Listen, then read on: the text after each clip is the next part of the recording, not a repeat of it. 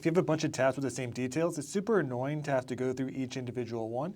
So let me show you how to extract data from each tab based off the name listed here instead of having to go to the tab. For example, I can have the sum of the total sales for each quarter without ever having to leave this tab.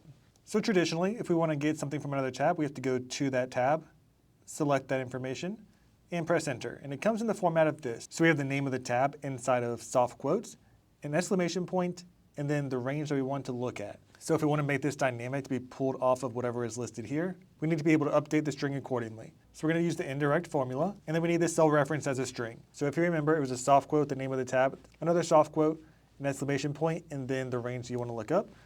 So we're going to go ahead and put a soft quote inside of quotes because that's part of a string.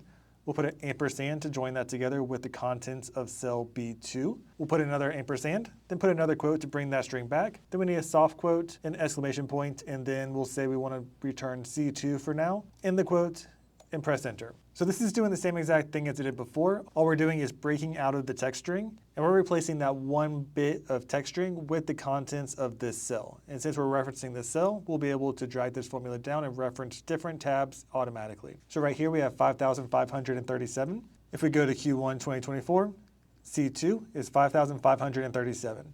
Now, if we wanted to get the total, we can change this from C2 to C2:C, and this will give us every single result that is there. But we don't want that, we want a single formula. So between the equals and the indirect, we'll put sum, open parentheses, and press enter. So now we have the total in all of column C for this quarter.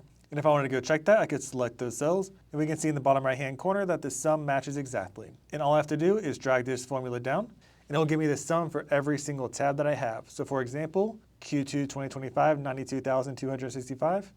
Q2 2025, 92,265. And if we were to add some more, so Q4 25, for example, we can drag that down and it will give us exactly what's in Q4 of 2025. So that's a cool way to be able to simplify your work using the indirect formula.